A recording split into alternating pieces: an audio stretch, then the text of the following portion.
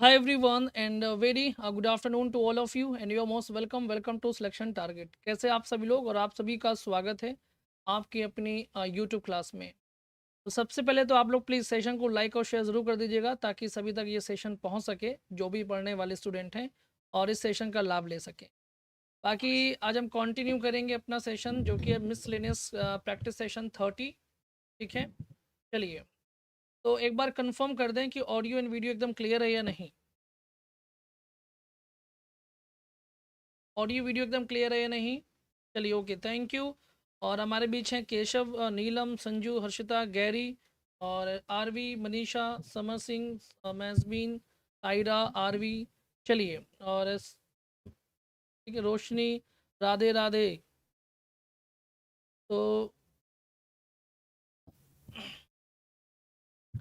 चलिए सब कुछ ठीक है, ऑडियो वीडियो क्लियर है।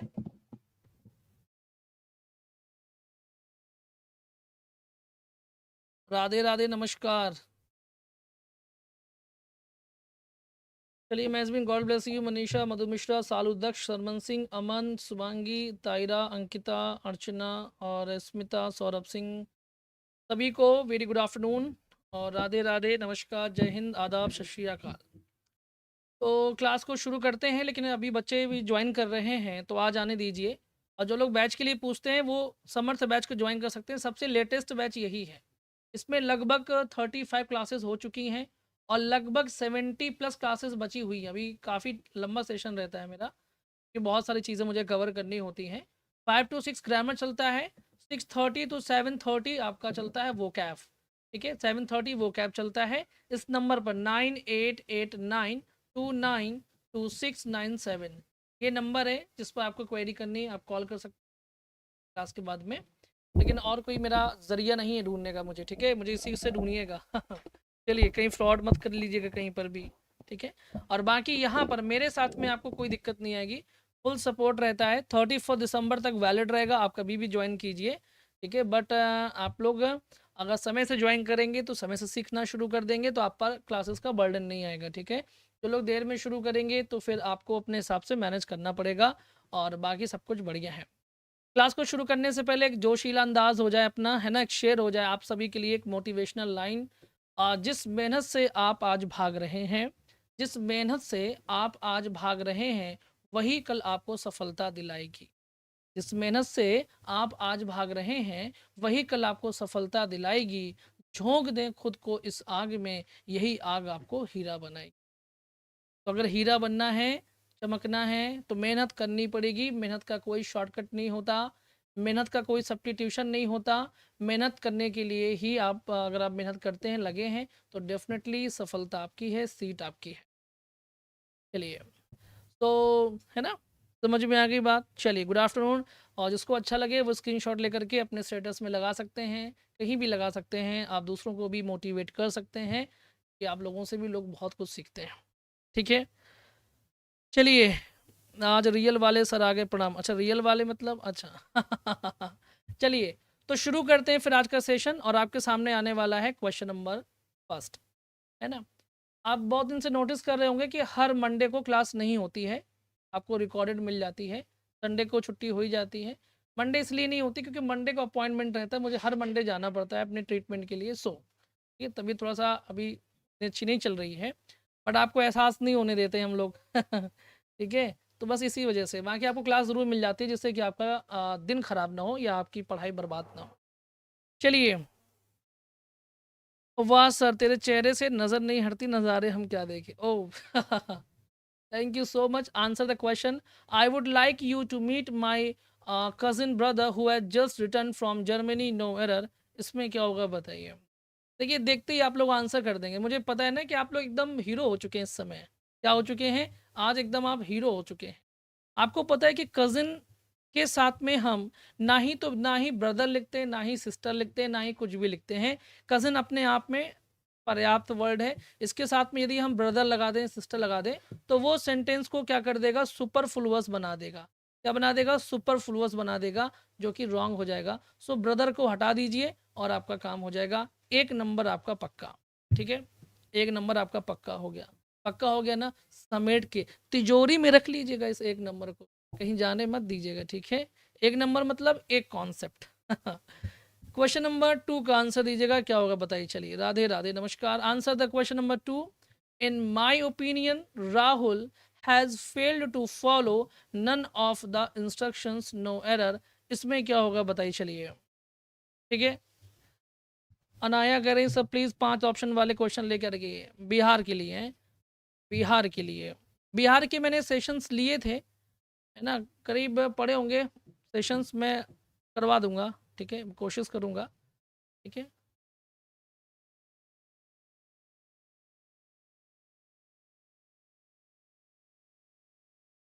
ठीक है, चलिए। कुंदन करें sir, I would like to meet you और I would you like to meet, ठीक है। अच्छा, ये में नहीं, उसमें क्या हो जाएगा ना, उसमें अगर मीट के बाद में आप यू लगाएंगे तो इसका मतलब है कि मैं आपसे मिलना चाहता हूँ। बट यहाँ पर क्या है, I would like you to meet my cousin, मतलब कि मैं आपको अपने कजिन से मिलवाना चाहता हूँ। ये थोड़ा सेंस का फ़र्क हो जाएगा बस, ठीक है।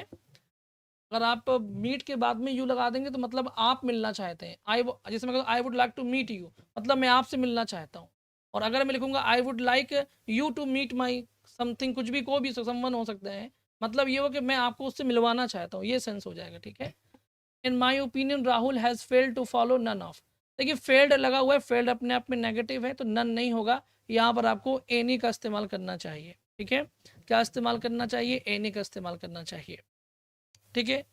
बात समझ में आ गई। In my opinion Rahul has failed to follow any of the instructions, तो इसमें क्या होगा, C will be the right option हो जाएगा, याद रखिएगा, ठीक है। बात समझ में आ गई। कोई बात नहीं, मैं 5 ऑप्शंस वाले भी करवा दूंगा। मुझे एक चीज़ ये कंफर्म कर दीजिए, क्या अभी बिहार वाली वैकेंसी आ गई क्या? प्री 3 वाली वैकेंसी तो अभी आई नहीं है, अभी वैकेंसी तो नहीं आई है ना। क्वेश्चन नंबर 3 का क्या होगा, he was a well known economist who usual wrote for international magazines, no error. इसमें क्या होगा बताइए, चलिए, है ना। अभी शायद वैकेंसी नहीं आई है, अभी तो एस्टेट का एग्ज़ाम होना बाकी है या हो गया, ठीक है। बता दीजिएगा, आजकल मैं अपडेट नहीं हो पा रहा हूँ। यस सर, आ गई है, अच्छा,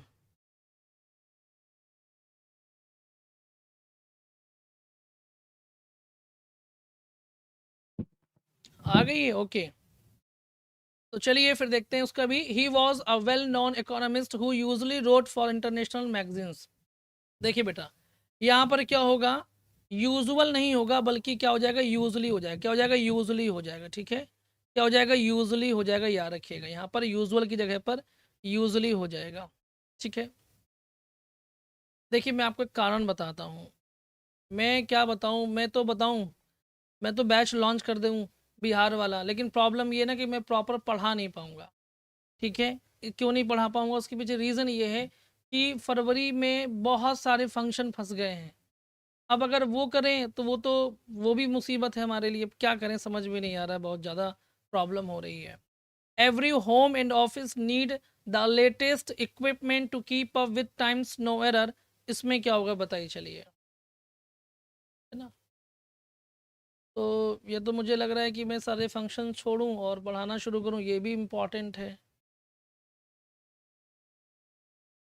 चलिए, every home and office need the latest equipment to keep up with times. इसमें क्या होगा बताइए। अब देखिए, इसमें सिंपल सा है कि एवरी होम एंड ऑफिस, कोई बात नहीं, बट एवरी तो लगा हुआ है ना, तो ये सिंगुलर होगा, याद रखिएगा। तो यहाँ पर हम क्या लिखेंगे, नीड्स लिखेंगे। क्या लिखेंगे? नीड्स लिखेंगे, ठीक है। बात समझ में आ गई। चलिए,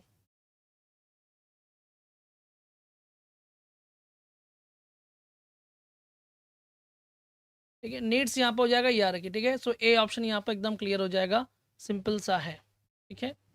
चलिए,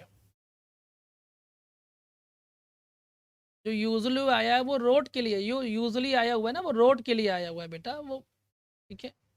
क्वेश्चन नंबर 5 का क्या होगा बता दीजिएगा।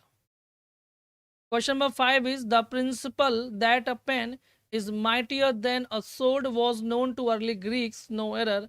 इसमें क्या होगा बता दीजिए, ठीक है। क्वेश्चन नंबर 5,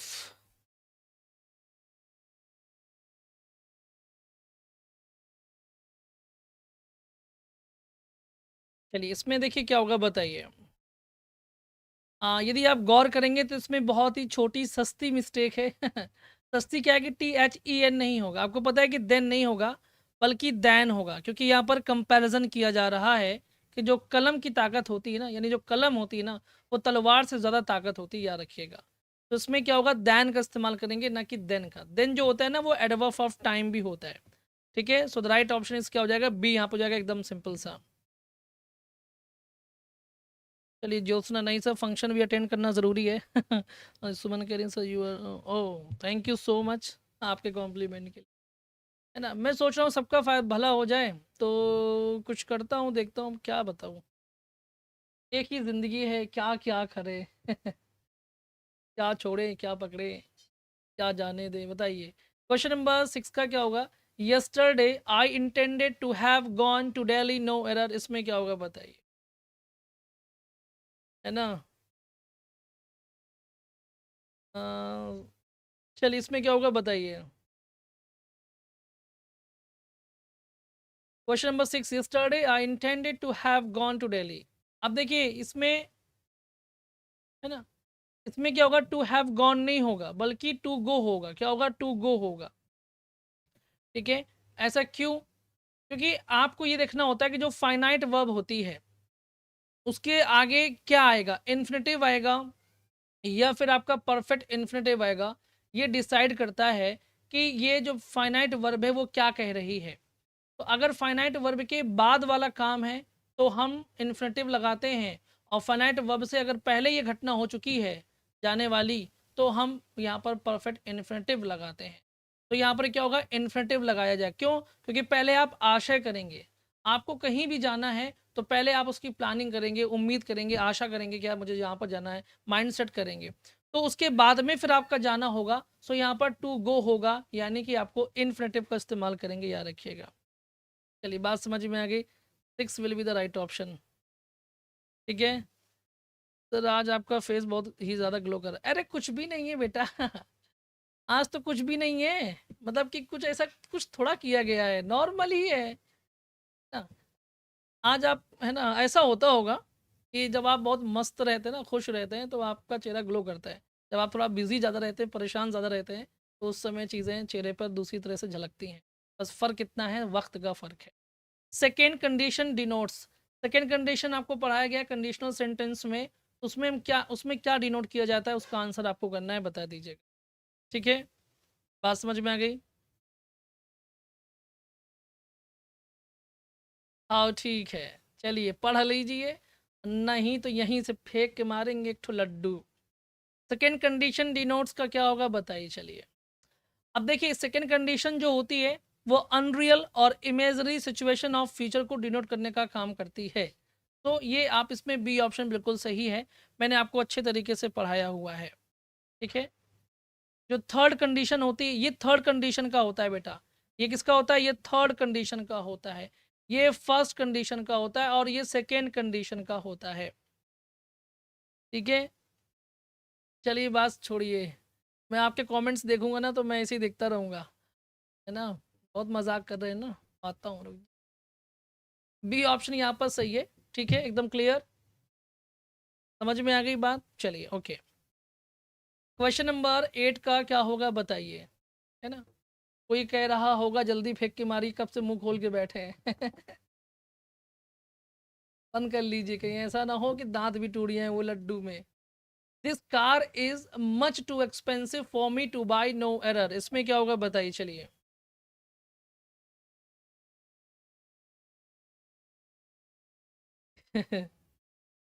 चलिए बताइए। कोई बात नहीं Nidhi, don't be confuse, be confident, answer the question. This car is much too expensive for me to buy. अब देखिए मैं जानता था, आई न्यू इट, कि बच्चे क्या करेंगे कि अगर मैं लगाऊंगा मच टू लगाऊंगा तो बच्चे टू मच लगा देंगे, क्योंकि बच्चे होते ही हैं too much. You are too much है, बच्चे होते ही हैं टू मच। तो मैंने क्या किया, मैंने मच टू लगाया तो बच्चों ने टू मच लगा दिया। बट किसी ने कॉन्सेप्ट पर ध्यान नहीं दिया कि कब टू मच टू आता, कब टू मच आता है, ये पता होना चाहिए। देखिए एक्सपेंसिव क्या है, एक्सपेंसिव एक एडजेक्टिव है, ठीक है। अगर एडजेक्टिव हो या फिर नाउन हो। तो अगर एडजेक्टिव है तो एडजेक्टिव को क्वालिफाई करने वाला पहले टू आएगा, इसको क्वालिफाई करने वाला मच आएगा। तो मच टू होना चाहिए, मच टू यहाँ पर है, इसका मतलब है कोई मिस्टेक नहीं है, नो एरर हो जाएगा। अगर नाउन है तो नाउन को क्वालिफाई करने वाला पहले मच आएगा, इसको क्वालिफाई करने वाला टू यहाँ पर आएगा, तो मच टू हो जाएगा, सॉरी टू मच हो जाएगा, तो ये नाउन तब होगा, बट ये तो एडजेक्टिव है। सो मच टू बिल्कुल सही है, इसमें डी ऑप्शन सही हो जाएगा, याद रखिएगा।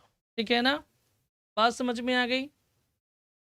हाँ, तो मैंने ये कॉन्सेप्ट अभी कल के दिन शायद नहीं सैटरडे को, अच्छा कल मंडे था, कल नहीं सैटरडे को मैंने बच्चों को ये बहुत अच्छे से समझाया, बहुत देर तक समझाया, बहुत तरीके से समझाया, है ना। अगर अब गलती नहीं करना है जान लीजिएगा, दांत तोड़ दिए जाएंगे अब। As I was ill so I could not attend the session, no error, इसमें क्या होगा बताइए चलिए। वारिशु I am okay, and what about you? Answer the question number 9, as I was ill तो I could not attend the session, इसमें क्या होगा बताइए चलिए।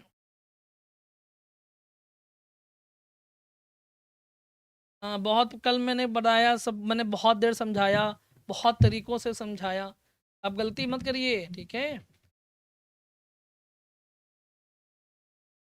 एज आई विल सो, तो सो का इस्तेमाल नहीं होगा, एज के साथ में सो का इस्तेमाल नहीं होता।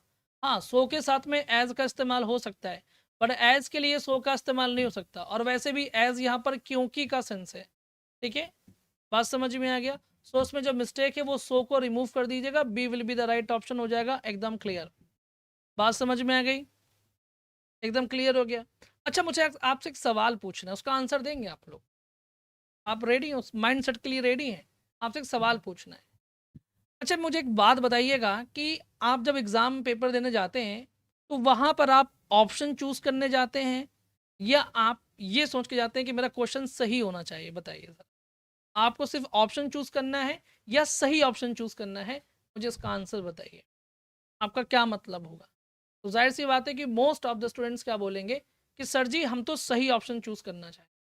और सही ऑप्शन चूज़ करने के लिए आपको क्या करना पड़ेगा? आपको देखते ही आंसर नहीं करना, आपको लॉजिक पता होना चाहिए, ठीक है। अगर आप हर एक क्वेश्चन को लॉजिकली अप्रोच करते हैं, इसी चीज़ पर मैं जोर देता हूँ अपने सेशंस पे, कि यदि आप लॉजिकली चीज़ों को अप्रोच करना सीख जाएंगे तो ऑप्शन चाहे 5 हो, 8 हो, 10 हो, आपका आंसर कभी रॉन्ग नहीं हो सकता, ये बात जान लीजिए। तो मन में ये बैठाइए कि मुझे सही ऑप्शन चूज़ करना है, मुझे सिर्फ ऑप्शन चूज़ नहीं करना है, ठीक है। अगर आप ऐसे मन में सोचेंगे ना बार बार, तो आपका दिमाग भी उस लेवल पे काम करने लग जाएगा, दिमाग ऑटोमेटिक एक्टिव हो जाएगा और उसकी एक्सरसाइज शुरू हो जाएगी, ठीक है। ये माइंड सेट होता है, बनाइएगा इसको ज़रूर, ठीक है। क्वेश्चन नंबर 10 का क्या होगा? She has no one else to look after her except me, no error, इसमें क्या होगा बताइए चलिए, ठीक है।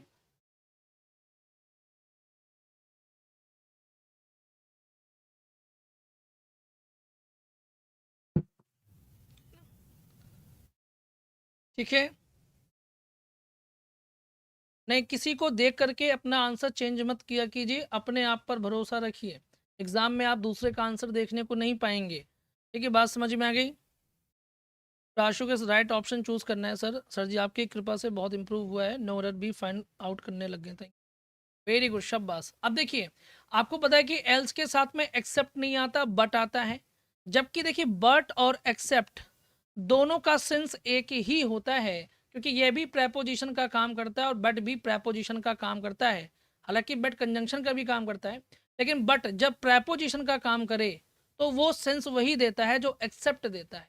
इसके बावजूद भी हम एल्स के साथ में हमेशा बट को ही लगाते हैं, याद रखिएगा, ठीक है। So the right option is C, यहाँ पर हो जाएगा। और बट एक प्रेपोजिशन है, तो प्रेपोजिशन जो होता है वो ऑब्जेक्टिव केस लेता है, सो यहाँ पर मी आएगा और C will be the right option हो जाएगा।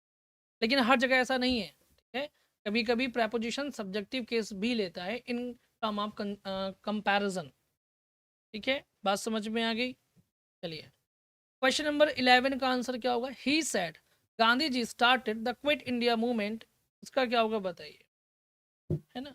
आपको कोशिश ये करनी है ना, पहली बात तो जब सेशन अटेंड कीजिए पूरे मन से पढ़िए, ठीक है। बीच में आना, बीच में भाग जाना, ऐसा बिल्कुल मत किया कि जब पढ़िए पूरे मन से पढ़िए, टाइम नहीं है तो मत पढ़िए, जब टाइम हो तब पढ़िए, लेकिन जब सेशन में आइए तो फिर डटे रहिए आखिरी तक, ठीक है, शुरू से आखिरी तक डटे रहिए, तभी फायदा होगा। दो चीज़ पढ़ेंगे फिर चले जाएंगे बीच में रिदम तोड़ के, वो आपके लिए नुकसानदायक है। अब देखिए यहाँ पर स्टार्टेड लिखा हुआ है और ऊपर से ये घटना बिल्कुल सच है, क्योंकि वाकई में गांधी जी ने ही क्विट इंडिया मूवमेंट यानी कि भारत छोड़ो आंदोलन शुरू किया था। तो यानी ये बात सच है, यूनिवर्सल फैक्ट है, तो इसमें चेंज नहीं होगा, टेंस में बदलाव नहीं होगा। So C will be the right option हो जाएगा, और सी यहाँ पर एकदम सही है, टेंस में कोई भी चेंजेस नहीं किए गए हैं, because it is universal truth. Okay, चलिए, okay, are you getting my point? Okay, question number 12 का आंसर दीजिएगा, क्या होगा बताएं। Question number 12 is how much monthly rent did you pay for the house, इसमें क्या होगा बताइए। ठीक है, चलिए, how much monthly rent did you pay for the house. हमारे गांव साइड जो लड्डू बनते हैं ना, उसको चबाने के लिए आपके लोहे के दांत होने चाहिए। वो बारातों में लड्डू बड़े काम के होते हैं हमारे गांव में जो बनते हैं, कि लड़ाई हो जाए तो फेंक के मारो तो लोगों के सर में लड्डू निकल आता है और दम है दांतों में तो खा लीजिए तो पेट भर जाता है। ये वही वाले लड्डू है मेरे पास में। How much monthly rent did you pay for the reason house. अब देखिए यहाँ पर चूंकि डिड है मतलब कि पास्ट टेंस में, तो पास्ट टेंस में आपको पता है वॉज लगाते हैं, तो यहाँ पर वॉज यही है, इज बीइंग नहीं होगा, वॉज बीइंग नहीं होगा, यहाँ पर इज नहीं हो सकता, तो the right option is a, यहाँ पर हो जाएगा, एकदम सिंपल सा। बात समझ में आ गई, एकदम क्लियर है। हाँ ठीक है, चलिए। हाँ, मैं एक गांव में गया ना, तो मुझसे दांत में से लड्डू नहीं फूट रहे थे, फिर मैंने वो सारे लड्डू तालाब में फेंके। ठीक है, गहरी के लिए हम लोग चबा लेंगे, अच्छा सिनोनिम ऑफ कलमनी का क्या होगा बताइए, चलिए इसमें क्या होगा बताइए, सिनोनिम क्या होगा इसका। एस्पर्सन, एब्जुरेट, टेंडर, ह्यूमेन।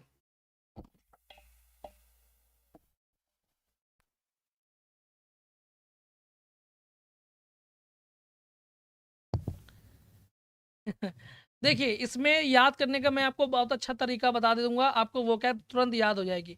इसको आप पढ़िए कल, देखिए इसको पढ़िए आप कलमुही, मतलब कलमनी लिखा हुआ ना, कलमुही समझ लीजिए, यानी कलमुही मतलब कलंकित, कलंक जिसको बोलते हैं, ठीक है, स्टिग्मा, कलंक, ठीक है, यानी एस्पर्शन भी बोल सकते हैं, एस्पर्शन माने भी क्या होता है, कलंक होता है। इसकी ट्रिक क्या हो जाएगी कि ऐसा पर्सन मैंने कहीं नहीं देखा, पर्सन की स्पेलिंग थोड़ा मैं ध्यान रखिएगा, SION वाली है, ऐसा पर्सन मैंने कहीं नहीं देखा जो बड़ा ही कलंकित आदमी है। ये ट्रिक लगा के आप एज पर्सन को याद कर सकते हैं, कलमुनी को याद कर सकते हैं, कलमुनी है यानी कि कलंकित है, कलमुही नहीं बोलते, अरे बड़ी कलमुही है ये लड़की ऑब्डूरेट का मतलब होता है जिद्दी, यानी कि स्टबर्न, हेडस्ट्रॉन्ग वगैरह, यानी कि आप कह सकते हैं जिद्दी। ठीक है, टेंडर माने क्या होता है, जो बड़ा नाजुक होता है, एकदम है ना नाजुक, बड़ा ही डेलिकेट कह सकते हैं आप इसको, क्या कह सकते हैं, बहुत ही डेलिकेट कह सकते हैं। ह्यूमेन का मतलब होता है दयालु, क्या होता है, ह्यूमेन का मतलब होता है दयालु, याद रखिएगा। सो the right option is a, यहाँ पर हो जाएगा, एकदम सिंपल सा, है ना। बात समझ में आ गई, सबको याद हो जाएगा, बात समझ में आ गई। चलिए क्वेश्चन नंबर 14 का क्या होगा बताइए, एंटोनिम ऑफ ग्रज। कलमुनी, कलमुनी को कलमुही बोल दीजिए तो समझ में आ जाएगा बस, ठीक है।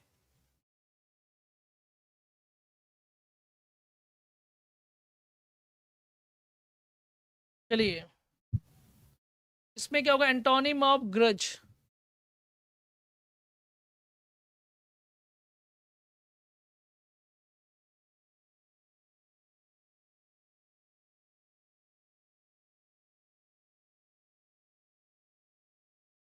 चलिए इसमें क्या होगा बताइए। अब देखिए ग्रज का मतलब क्या होता है, ग्रज का मतलब क्या होता है बताइए जरा। ग्रज मतलब होता है ईर्ष्या, ग्रज मतलब क्या होता है, ईर्ष्या कह सकते हैं आप। इसका हो जाएगा उल्टा अफेक्शन हो जाएगा, क्या हो जाएगा, अफेक्शन। अफेक्शन माने क्या होता है, लव, प्यार। क्योंकि पॉम्पस का मतलब क्या होता है, पॉम्पस का मतलब होता है आडंबर पूर्ण, क्या होता है, आडंबर, ठीक है, दिखावा यानी शोइनेस कह सकते हैं आप। क्राइवन, क्राइवन का मतलब होता है डरपोक, ठीक है, डरपोक डिसीट माने होता है छल, तो ऑप्शन हो जाएगा डी वाला, एकदम सही हो जाएगा, याद रखिएगा। ठीक है, चलिए क्वेश्चन नंबर 15 में क्या होगा, under the weather. Under the weather का आप मुझे बताइए क्या, अंडर द वेदर का बताइए आप मुझे, ईडीएम है ये, ईडीएम का मीनिंग क्या होगा बताइए। ठीक है, कोई बात नहीं, इसमें क्या होगा, अंडर द वेदर। अब देखिए अंडर द वेदर मतलब क्या होता है, कि यदि आप मौसम के अंडर में हैं, मतलब कि आप बहुत क्या है, आपकी तबीयत सही नहीं है, क्योंकि जब मौसम आता है तो मौसम के प्रभाव में अक्सर लोग बुखार हो जाता है, बीमार हो जाते हैं, तो इसका हो जाएगा नॉट वेरी वेल। क्या हो जाएगा, not very well. Under the weather means not very well. ठीक है, डी ऑप्शन सही हो जाएगा, याद रखिए। बात समझ में आ गई। चलिए और रुक जाइए ज़रा एक मिनट आप लोग पहले। बहुत से ऐसे नए बच्चे हैं जो मुझसे कहते रहते हैं सर जी हमें भी टेलीग्राम का लिंक सेंड कर दीजिए जहाँ पर हम क्लास को ज्वाइन कर सकें। ठीक है, तो मैं आपको भेज दे रहा हूँ, आप लोग भी इसको ज्वाइन कर लीजिएगा। ठीक है, ये आपके पास पहुँच गया, ये देखिए। चलिए इसके बाद में क्वेश्चन नंबर 16 का आंसर दीजिएगा। द जज इज इम्परवियस ऑल इंट्रिटीज, इसका क्या होगा बताइए। चलिए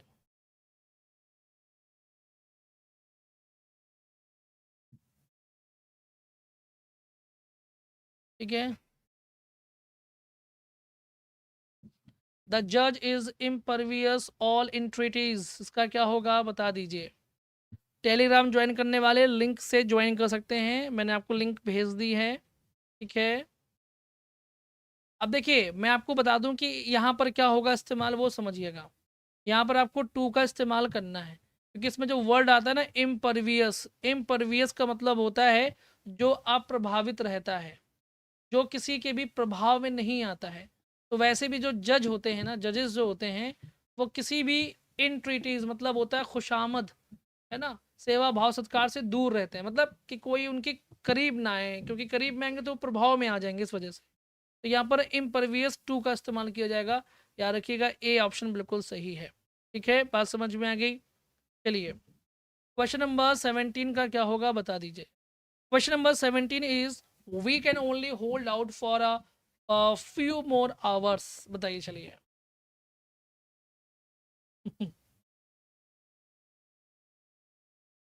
चलिए बता दीजिए ज़रा, ज़रा ज़रा।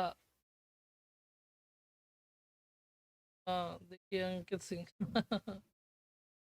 क्यों, इसमें क्या होगा, we can only hold out for a few more hours, इसमें क्या होगा। देखिए होल्ड आउट का मतलब होता है रेसिस्ट करना, किसी का विरोध करना, रोके रखना, है ना। होल्ड आउट यानी कि आप किसी को बाहर ही रोके रखे हैं, बाहर ही होल्ड आउट किए हुए हैं, यानी विरोध करना, रेसिस्ट करना। सी ऑप्शन सही हो जाएगा। वेट माने इंतजार करना, स्टे माने ठहरना, सपोर्ट माने क्या होता है, सपोर्ट माने होता है सहायता करना। तो सी ऑप्शन यहाँ पर बिल्कुल सही हो जाएगा, याद रखिएगा एकदम। ठीक है, चलिए क्वेश्चन नंबर 18 का क्या होगा बताइए। Question number 18 is incapable of being red, इसमें क्या होगा बताइए चलिए। इनकैपेबल ऑफ बीइंग रेड,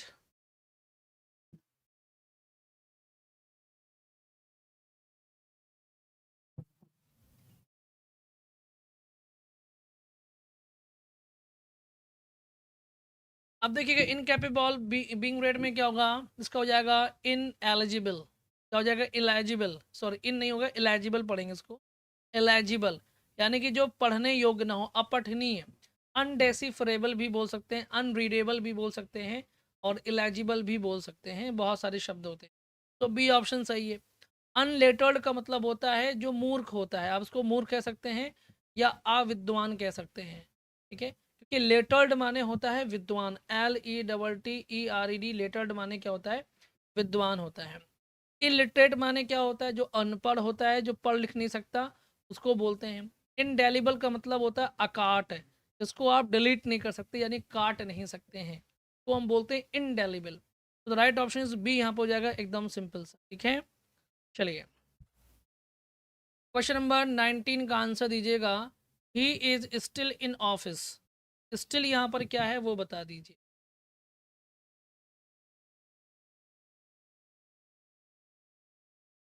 ठीक है।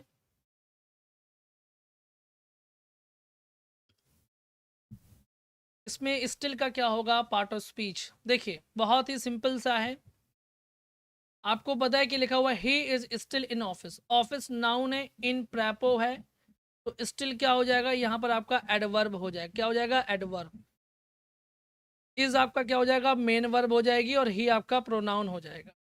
आपको पता है कि स्टिल के दो रूप होते हैं, जो स्टिल होता है वो कंजंक्शन का काम भी करता है, और वो प्रेपो और वो एडवर्ब का काम भी करता है।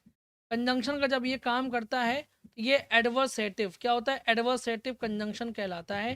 जो स्टिल होता है याद रखिएगा वो क्या कहलाता है, एडवर्सेटिव कंजंक्शन कहलाता है, और बाकी एडवर्ब है। सो इसमें राइट ऑप्शन क्या हो जाएगा, adverb, A D will be the right option. ठीक है, बात समझ में आ गई। चलिए क्वेश्चन नंबर 20 का क्या होगा बता दीजिए। Question number 20 is that is a fault that will write itself, that will write itself, इसमें क्या होगा बताइए।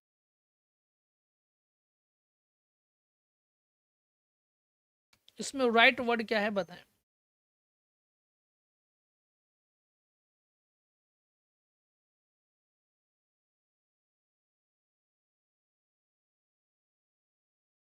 ठीक है, अब देखिए यहाँ पर राइट जानते हैं क्या होगा, राइट आपका वर्ब हो जाएगा। ऐसा कैसे पहचाना हमने, क्योंकि जो विल है, तो विल जानते हैं क्या होता है, विल आपका होता है मोडाल वर्ब, और जो मोडाल वर्ब होता है ना वो हमेशा वर्ब की फर्स्ट फॉर्म लेता है। तो अगर विल के बाद में राइट लिखा हुआ है तो ये वर्ब की फर्स्ट फॉर्म ही होगा, क्योंकि इट सेल्फ तो आपका क्या है, यहाँ पर प्रोनाउन हो सकता है, रिफ्लेक्सिव प्रोनाउन। तो इसमें आंसर क्या होगा, वर्ब हो जाएगा। बी ऑप्शन बिल्कुल सही है, याद रखिएगा। ठीक है, क्या हो जाएगा, बी ऑप्शन सही है। एडजेक्टिव नहीं हो सकता कभी भी। विल एक मॉडल वर्ब है, मॉडल वर्ब के साथ में हमेशा वर्ब की फर्स्ट फॉर्म आती है, तो राइट यहाँ पर वर्ब की फर्स्ट फॉर्म है। राइट मतलब सही होना। ठीक है, चलिए राइट मतलब सही होना, कि ये अपने आप में सही होगा। क्वेश्चन नंबर 21 का क्या होगा बताएं। ठीक है, फिर लिखा हुआ है he work hard he will pass, इसमें क्या होगा बताइए।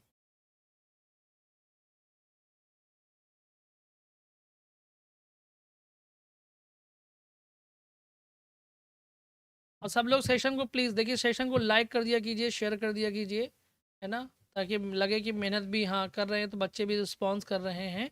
अच्छा लगेगा, आपको भी अच्छा लगेगा, हमें भी अच्छा लगेगा, है ना। देखिए इसमें क्या होगा, अनलेस, इसमें क्या होगा, सॉरी, इसमें शुड का इस्तेमाल किया जाएगा। इसका इस्तेमाल किया जाएगा, शुड का इस्तेमाल किया जाएगा। ठीक है, देखिए जो बच्चे अनलेस लगा रहे हैं वो ये बोल रहे हैं कि अनलेस के बाद में अगर ही होगा तो फिर यहाँ पर वर्क्स आना चाहिए कि नहीं आना चाहिए। अगर इफ़ के बाद में ही होगा तो यहाँ पर भी वर्क्स आना चाहिए कि नहीं आना चाहिए। वेन अगर होगा तब भी आपको ही के बाद में वर्क्स आना चाहिए कि नहीं आना चाहिए। और शुड के साथ में तो कोई दिक्कत नहीं, शुड ही, और शुड एक मॉडल वर्ब है, तो मॉडल वर्ब के साथ में वर्ब की फर्स्ट फॉर्म लेता है। तो डी ऑप्शन यहाँ पर सही हो जाएगा। और ये कॉन्सेप्ट मैंने आपको पूरा पढ़ा रखा है, कंडीशनल सेंटेंस को हम शुड से स्टार्ट कर सकते हैं। ठीक है, बात समझ में आ गया, इज दैट क्लियर, है ना। I told you many times, Shivani Sharma how should sir please explain, explain कर दिया। ठीक है, क्यों होगा, यहाँ वर्क्स नहीं लिखा हुआ है, ये भी समझना होगा, तो ये लग नहीं सकता, ये भी नहीं, ये भी नहीं, डी ऑप्शन ही लगेगा। D will be the right option. Question number 22 का क्या होगा बता दीजिए ज़रा। Question number 22 is I do not know whom she is teaching, इसमें whom शी इज़ टीचिंग क्या हो जाएगा बताइए। ओके, ग्रामर बहुत वास्ट है, बहुत डीप है, बहुत मज़े की है, बहुत मज़ा आता है ग्रामर पढ़ने में भी और पढ़ाने में भी बहुत मज़ा आता है। बच्चे कहते हैं तो ग्रामर में ही रुचि आती है, लिटरेचर तो एक कोने में धूल फांक रहा है, ऐसा मत करिएगा। लेकिन ठीक है, पढ़ते रहिए लिटरेचर भी, हाँ नहीं की डूब जाएगी फिर वो। अब देखिए नो क्या है, नो आपका वर्ब है, तो वर्ब का ये ऑब्जेक्ट का काम कर रहा है। I do not know what, what का आंसर है होम शी इज टीचिंग, इसको वह पढ़ा रही है। तो अगर कोई क्लॉज वॉट का आंसर होता है तो डेफिनेटली वो नाउन क्लॉज होता है, नो डाउट। तो A will be the right option, एकदम क्लियर। ओके, बात समझ में आ गई। ठीक है, चलिए शाबाश। क्वेश्चन नंबर 23 का क्या होगा बताइए। He may be innocent I do not know, make it complex sentence, complex sentence बनाना है, बना दीजिए ज़रा।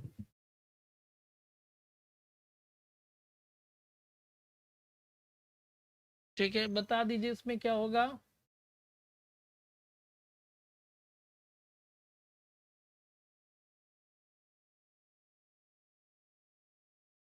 चलिए अब इसमें 23 का कुछ लोग सी ऑप्शन चूज कर रहे हैं, कुछ लोग बी, है ना। अब देखिए यहाँ पर मैं आपको सिंपल सा अगर बता दूं तो यहाँ पर दो सेंटेंस हैं, ही मे बी इनोसेंट, मतलब कि वो इनोसेंट हो सकता है, आई डू नॉट नो मैं नहीं जानता। तो अगर आप आई नो लगा रहे हैं तो यहाँ पर ये भी देखिए ना, आई डू नॉट नो तो यहाँ पर लिखा हुआ है, तो आई नो क्यों लगा रहे हैं, और लगा रहे हैं तो ये पॉजिटिव है ना, तो पॉजिटिव में यहाँ पर वेदर की जगह पर फिर आपको दैट लगाना चाहिए, क्या लगाना चाहिए, दैट।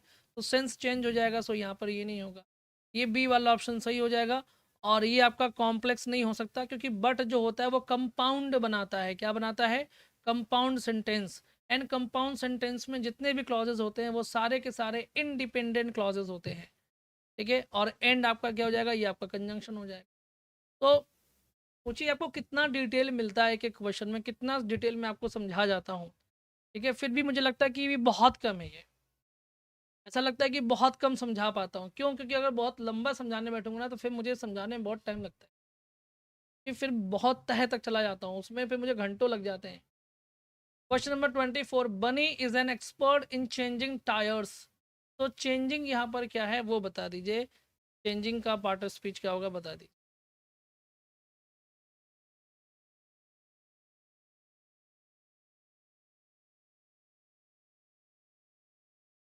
अब देखिए आपको पता है कि चेंजिंग जो यहाँ पर लिखा हुआ है ना, तो चेंजिंग मतलब बदला, बदलना, ठीक है, क्या बदलना। तो नानी ने आ रहा है, तो नानी ने वाला वैसे भी क्या होता है, जीरंड होता है, लेकिन इन प्रीपोजिशन के बाद में है तो और कंफर्म हो जाता है कि जीरंड है, क्या हो जाएगा, जीरंड हो जाएगा। टायर्स क्या हो जाएगा, ये भी आपका नाउन है, दोनों मिला करके नाउन फ्रेज भी बनाते हैं, ये नाउन फ्रेज भी बना सकते हैं दोनों मिला करके। अगर अलग अलग देखेंगे तो ये भी नाउन है, ये भी नाउन है, ठीक है। दो नाउन आ सकते हैं, इसमें कोई दिक्कत नहीं है, क्योंकि एक जिरेंडियल नाउन है जिसको हम वर्बल नाउन भी कहते हैं, और ये एक नॉर्मल नाउन है। नाउन भी दो तरीके होते हैं, एक आर्टिफिशियल नाउन होता है और एक ओरिजिनल नाउन होता है। तो जिसमें से अगर देखा जाए तो जो टायर्स है ये आपका ओरिजिनल नाउन है, और चेंजिंग आपका क्या है, आर्टिफिशियल नाउन है, क्योंकि ये बनाया गया है, ठीक है, याद रखिएगा, ये भी इंपॉर्टेंट जानते रहिए। जिरेंड हो जाएगा, A will be the right option, यहाँ पर सिंपल हो जाए, इज दैट क्लियर, ध्यान रखिएगा। क्वेश्चन नंबर 25 का क्या होगा, ही वॉज डिल्यूज्ड क्वेश्चंस, इसमें क्या होगा बताइए, चलिए, ठीक है।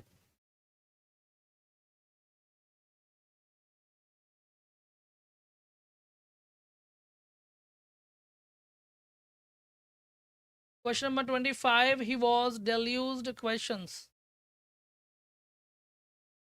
देखिए मैं आपको अगर बता दूं तो डेल्यूज का मतलब क्या होता है, पहले आपको वो समझना होगा। डेल्यूज का मतलब होता है किसी के ऊपर कोई चीज़ लात देना, लात देना, लात पैर वाला लात मत समझिएगा, लाद, ठीक है, बर्डन, लाद, बर्डन जिसको बोलते हैं, किसी के ऊपर लाद देना, किसी के ऊपर पाट देना, भर देना एकदम बिल्कुल उसके ऊपर, है ना। तो इसके साथ में हम क्या करते हैं, विथ प्रपोजिशन का इस्तेमाल करते हैं, कि ही वॉज डेल्यूज्ड विथ क्वेश्चंस, यानी कि वह सवालों से लाद दिया गया था, कि वह सवालों से लाद दिया गया था। तो इसमें क्या होगा, D will be the right option हो जाएगा, एकदम सिंपल, क्या हो जाएगा, D will be the right option. यहाँ बात समझ में आ गई। चलिए, तो ये थे आज के ये बढ़िया आपके क्वेश्चंस आंसर्स। अगर आप थोड़ा थोड़ा भी रिवाइज करते चलेंगे डेली बेसिस पर तो डेफिनेटली आपकी ग्रामर भी बहुत अच्छी हो। और यदि आप चीज़ों को सिस्टमेटिक तरीके से बेसिक से एडवांस सीखना चाहते हैं तो definitely this batch will help you completely, no doubt बहुत हेल्प करेगा आपको ये बैच, क्योंकि इसमें बेसिक से एडवांस पढ़ाते हैं, 2 आवर्स की क्लास चलती है, एक रेगुलरिटी भी मेंटेन रहती है। बहुत बच्चों को डर रहता है सर हमारा पैसा नहीं डूब जाएगा, देखिए मेरा आज तक का रिकॉर्ड है, किसी का पैसा चमंडी नहीं डूबा, जितना प्रॉमिस करता हूँ उतना पढ़ाता ज़रूर हूँ, ठीक है। और आपको भी पढ़ाने के लिए जितना प्रॉमिस किया गया उतना पढ़ाया जाएगा। और ये 31 दिसंबर तक वैलिड भी रहेगा, यानी कि आपको दिसंबर 2024 तक वैलिड रहेगा, कि आप जो भी चॉइस चूज़ करना चाहते हैं चॉइस कर सकते हैं अपनी। और बाकी बढ़िया है, सब बढ़िया ठीक है। And thank you so much आप लोगों को भी कि आप लोग सेशन को इतने अच्छे से अटेंड करते हैं। चलिए अंकित जी आपका भी स्वागत है सिलेक्शन टारगेट में, और ऑलरेडी मैंने कई बार वो दे रखा था टेलीग्राम का लिंक, उससे आप ज्वाइन कर लीजिएगा तो आपको भी अपडेट मिलती है। चलिए, बस पूरे एक ही चीज़ कहूँगा जाते जाते, पूरे मन से पढ़िएगा, ठीक है। एक भी बच्चा मेरे यहाँ ऐसा नहीं होता। देखिए, सबको संतुष्ट कर पाना पॉसिबल नहीं है। बच्चा पढ़ाई के मामले में तो मुझसे असंतुष्ट नहीं रह सकता। बाकी जो बहुत डिमांडिंग हो जाते हैं तो सबकी डिमांड भी हम पूरी नहीं कर सकते, और ऐसा बहुत रेयरेस्ट केस में होता है। और वरना एक भी बच्चा हमसे असंतुष्ट तो नहीं होता। हम पढ़ाते हैं, पूरे मन से पढ़ाते हैं, रेगुलर पढ़ाते हैं, पूरी मेहनत से पढ़ाते हैं। कभी कोई काम आया तो बच्चों को बोल भी देते हैं कि भैया छुट्टी ले रहे हैं, उसको भी भरपाई करने के लिए एक्स्ट्रा पढ़ाते हैं। कोई और ऐसा आपको प्लेटफॉर्म जल्दी नहीं मिलेगा। ठीक है, सो बिल्कुल बेफिक्र रहिए। ठीक है, इस मामले में आप टेंशन मत लेके, बाकी पढ़ना नहीं पढ़ना वो एक अलग मैटर होता है। ठीक है? बाकी पैसा आपका एक चमन्नी नहीं डूबेगा, ये प्रॉमिस है मेरा। और मैं खुद पढ़ाता हूँ। जब आप किसी और कोचिंग में जाते हैं ना, तो आपसे कोर्स देने वाला कोई और होता है, बातें करने वाला कोई और होता है, और आपको पढ़ाने वाला कोई और होता है। यहाँ पर मैं ही आपको पढ़ा रहा हूँ, मैं ही आपको बता रहा हूँ, मैं ही आपको अश्योर कर रहा हूँ। इसका मतलब है कि आप सही प्लेटफॉर्म पर हैं, आपको किसी तरह की टेंशन लेने की आवश्यकता नहीं है। ठीक है, हाँ वही चीज़ है। ठीक है, आप बेफिक्र रहिएगा, खूब मन से पढ़िएगा, टेंशन नहीं लेना है। हाँ, वारिशू भी करी है सब, इसमें मोस्टली स्टूडेंट मेरे पेड स्टूडेंट ही हैं। अगर मैं गलत करता ना तो वो खुद मुझे सुनाने लग जाते हैं, बट सब लोग बोलते हैं। ठीक है, चलिए बढ़िया है फिरोज़। और वारिशू भी करें, सर के पास कभी पैसा नहीं डूबता, बेस्ट, थैंक यू। संजू भी चलिए ठीक है। तो आज के लिए बस इतना ही है, अपना ख्याल रखिए, अपनी फैमिली का। आपसे मुलाकात होगी कल इसी समय पर 12:30 बजे। तब तक के लिए बाय बाय, टेक केयर, नमस्कार, जय हिंद।